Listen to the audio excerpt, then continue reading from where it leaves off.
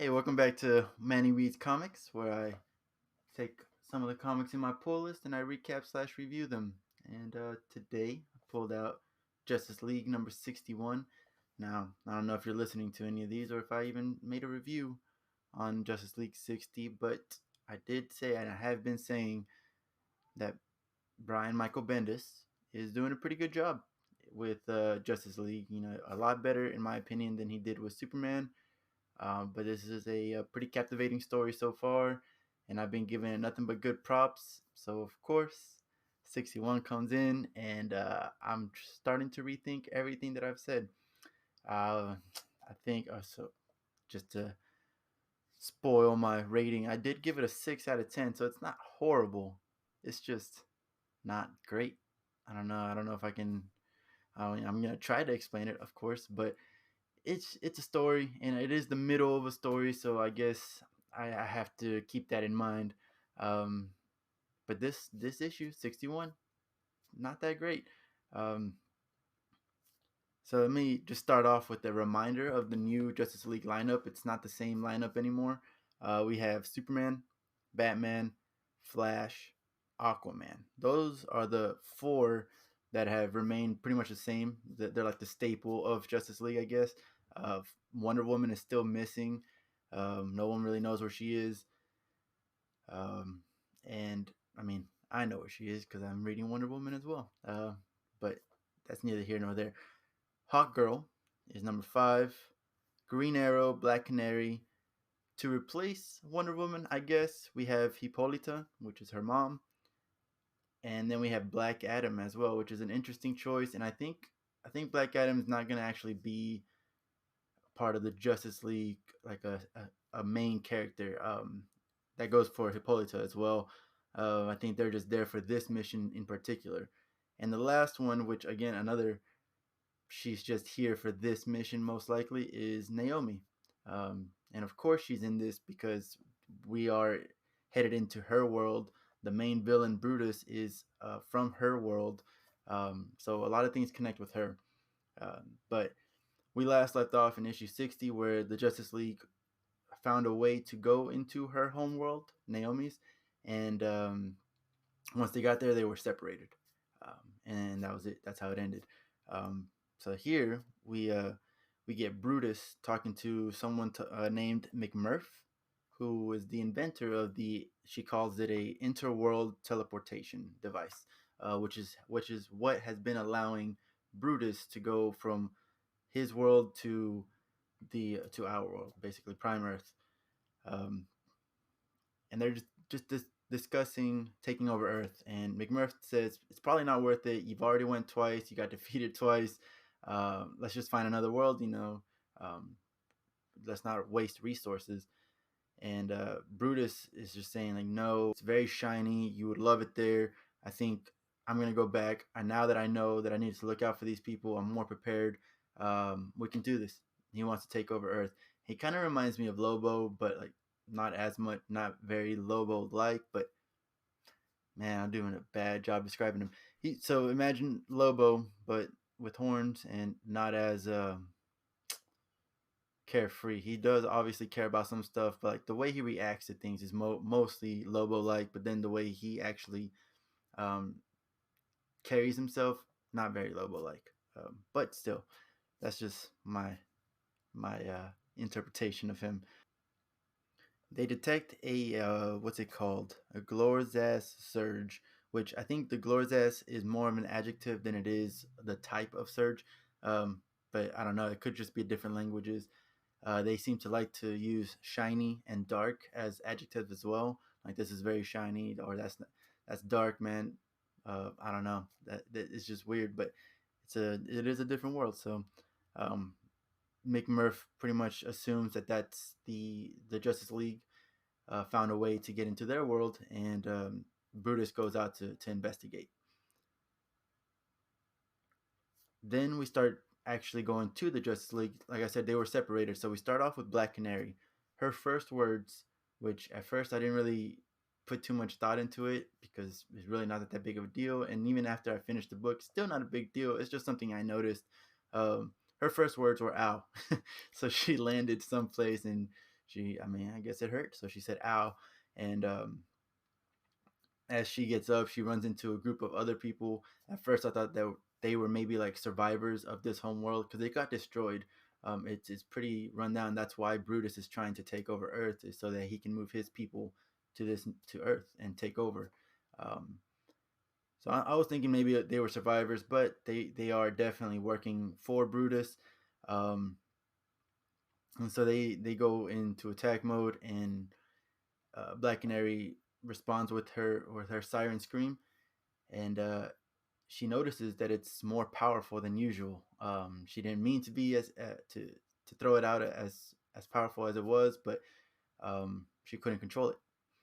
So then we go to Batman.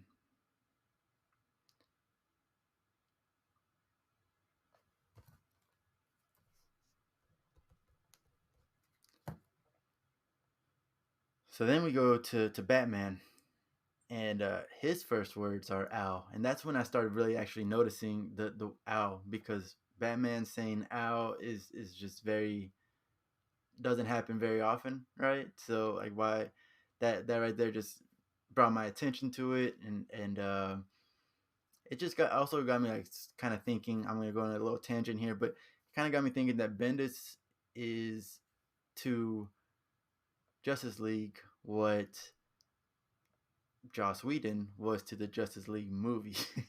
And by what I mean by that is like Joss Whedon obviously made like put a lot more humor into the Justice League movie, which none of us appreciated. I assume. I definitely didn't, especially when it comes to Batman. You know, Batman made too many jokes, in my opinion, for that Justice League movie. And here we are now with Batman. His first words being "ow." My first, I didn't like that, honestly, and so I said, okay, this is definitely, I can see the relationship between Joss Whedon and Brian Michael Bendis. They're both like maybe just trying too much with the humor. I don't know, and well, at least Bendis is doing good with this so far.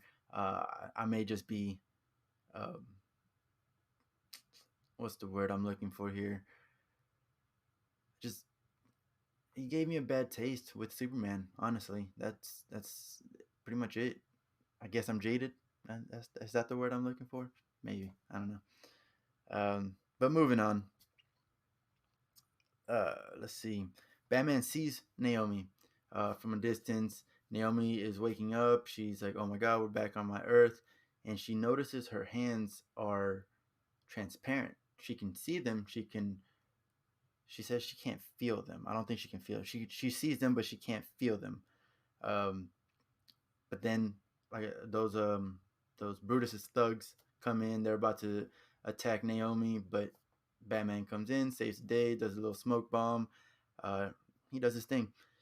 After they're trying to escape, Naomi starts having a small like panic attack. It's not very severe or anything, but she is just like, "Where on my Earth? What am I doing here? What's happening with my powers?"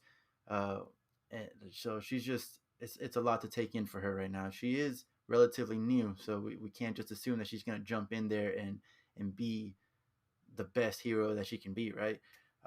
Batman just looks at her and says, "Ducktales," and that's it. She's like, "What?" And he goes, "Ducktales. You feel better?" And she's like, "Yeah, actually, I how did that work?" And uh, for me, when I read Ducktales in my mind, I did the whole theme song and everything. Uh, so I'm assuming that's kind of how what it's supposed to do. Is like you stop thinking about what you're thinking, and either for me, like it would be I sang the theme song, and for her, maybe she's imagining Uncle Scrooge going into the pit of gold or whatever. I don't know, but it got her out of her mind, and she's able to concentrate on the situation now. They hear the Black Canary scream, and that's pretty cool because it comes up throughout the book. Is anytime they introduce what another character is doing, eventually it goes back to you see the scream happening off page, and so it kind of says like all of this is happening within the first 30 within the same 30 seconds or something, you know. So that's, it's really cool way to just bring everything together. um, then Superman starts talking to Batman in this emergency world's finest frequency.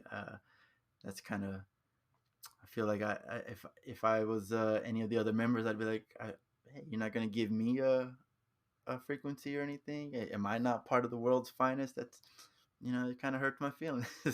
No, but he has that frequency with him, and he's talking to him, and he's letting him know my heat vision is messed up right now. I can't control it. I'm up in the air trying to minimize any damage. Um, Batman lets him know that Naomi was also having a little bit of issues with her problems, so it could be related. Uh, and then he mentions, no, not him. Superman mentions that this is the same thing that was happening whenever I was fighting Riddler or something like that. And then somewhere down the line, Batman also says another like backstory, like this reminds me of the situation when we did blank. And it's kind of weird because it's not the time to talk about past whatever. I think, and I hope, obviously I hope I'm right, but I think that maybe later on it's kind of like a check, like, is am I talking to the real Batman? Am I talking to the real Superman? In the sense of they say something that only they would know, because it just didn't flow right. That conversation was something that was off with it. So that's what I'm suspecting. But Batman starts to suspect Naomi as a mega power, which is one of my questions at the end of this book is what is a mega power? Is he talking about like a metahuman? Is he talking about someone or something that can like take on Superman? I mean, I guess you can't really go past Superman's power level. So what is a mega power, and what does Batman consider um, beings to be mega power? What other mega powers are there? Because it suggests that there are others. Oh, and another thing with the whole mentioning past missions or whatever, maybe if it's not as deep as what I just thought it was, it could just be something as simple as Bendis trying to prove that he has done his research on these guys. Like, I'm writing these characters, and I'm not just putting my own spin on it. I did my research and I know what's going on. It could be that as well, or it could just be nothing, and I'm just overthinking it. But it is what it is. Brutus does find Batman, or not Batman, Superman, and immediately knocks him down. Says, "Thank you for showing up here. You saved me the trouble of finding you, um, and you came to my home planet. So he's got the home field advantage." Uh, and while they're fighting, even Superman is still trying to be diplomatic, like, why didn't you just ask for help? If this is the state of your home world, we know we would have helped you. We would have taken in your people as refugees, set you up somewhere, and get you started. And Brutus is like, yeah, I could have done that, but that's just not my style. So again, very Lobo like, but then that's pretty much where the similarities end. Um, Green Arrow, we go to Green Arrow, and when he wakes up, guess what? He says, "Ow." And I don't know. Again, I may be overlooking something, but or not overlooking, overthinking, and I mean that may well be the case. I mean, look at what happened with WandaVision. Everybody overthought everything, but still, it's just very coincidental that these.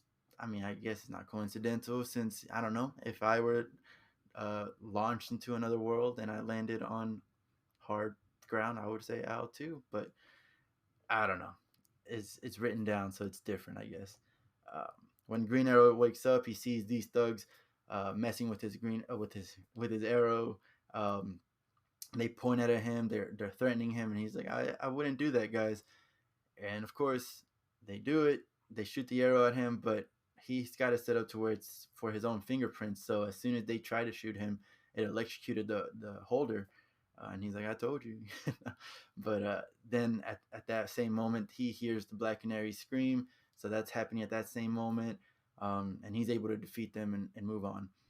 Then we go to Aquaman. And surprise, surprise, Aquaman is useless. He said something about death, and I'm assuming there's no more water on this planet or something. I don't know, but he looks bad. He looks in distress, and he like I said, he whispers death or something like that, and he just knocks out. He goes cold on the ground. There is someone standing over him, So maybe that person did something. I don't know, but that's the only thing we see of Aquaman, and nobody else has asked like, "Where's Aquaman?" Blah blah, blah or anything like that. Um, so as usual, Aquaman is useless.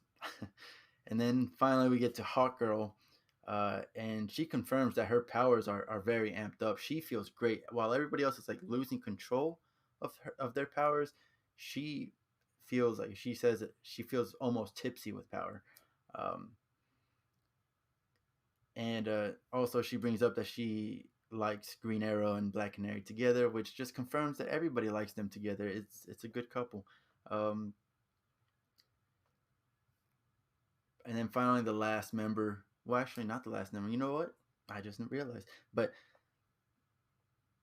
the last member to be introduced after arriving at this planet is Black Adam. And he arrives. He makes this big old thing like, get your hands off of Superman, and then he promptly gets off screened by Brutus. Next time we see him, he's on the ground, and that's embarrassing. And that's tough, tough luck.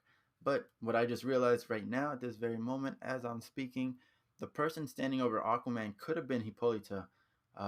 Maybe it was never Hippolyta to begin with, and it was a trap, and she's showed up there with them. Who knows? This is again just and a very out there theory, but Hippolyta could have been the one standing behind Aquaman, either hurting him or just there to help him. Doesn't matter. But like I said, she has not shown up at all while we've been introduced to everybody as they landed here. We didn't get an introduction to her, so is weird. Um, so, anyways, back to the battle. Brutus is standing over both Superman and Black Adam, and he pretty much looks at the rest of them and says, "So all I have to do is beat the rest of you, and I can go ahead and take over Earth." And, pretty good logic. This is the Justice League. This is probably the best, not the best of the best, everybody, right? But it's a pretty uh, formidable group. So if he can defeat them and move on, it goes to reason. It stands to reason that he can go to Earth and take over, and that's it. That's what happens. And I don't know. I guess I still stand with the 61, with the 6 out of 10. It's better than I made it out to seem at the beginning, and even now as I'm recapping it, it sounds better. There is some good scenes and everything, but I don't know. It's still 6 out of 10. I would say it's too much of a build up. We've already know that they're going to another world, everything like that. It's the whole having everybody introduced one by one. They should have taken 2 to 3 pages for that and then moved on. But no, they took the whole issue, and that's fine. It's not really not horrible, but I would have liked to just keep going. Um, but I will say that moving on and accepting this issue for what it is, I do like how they reacted as soon as they realized that they were in a different world by themselves. Each one of them was able to take care of themselves, um, except for Aquaman. Oh my god, I just. Sorry. No, so yeah, each one of them was able to take care of themselves for the most part. And then finally, another positive is that there is some mystery. What's going on with Aquaman? Um, is Brutus going to be able to defeat everybody? Does Brutus have more power here than he does on Earth just because he's on his home world? Maybe, I don't know. But then again, everybody else's powers is amplified, and maybe it could be the fact of he's just got more control of his power than everybody else because they didn't even expect to have amplified powers here. And we haven't seen Naomi in action yet, as well as we can see here in the cover. Um, she's powerful. We know she's powerful, and even Batman said she may be a mega power, and she hasn't done anything yet. She hasn't faced Brutus yet, so that'll be most likely the next issue. So yeah, 6.5. I would say 6.5. Final answer. 6.5 out of 10. It's a good enough issue, and it does have that story at the end with the Justice League Dark trying to find Merlin, which I do remember something about it in Future State that Merlin takes over. It's a whole different. To me, I feel like that's a whole different alternate timeline, but they are following it here. It might end up going to that Future State. Um, and it was good. The only question I had was what happened to Zatanna. Uh, why is she scared to use her power? If you guys know, let me know. Because again, I am lazy and I will not do my own research. But if you happen to know, please let me know. What is what's up with Zatanna? So basically, to wrap it up, my questions by the end of this is: what's wrong with Aquaman?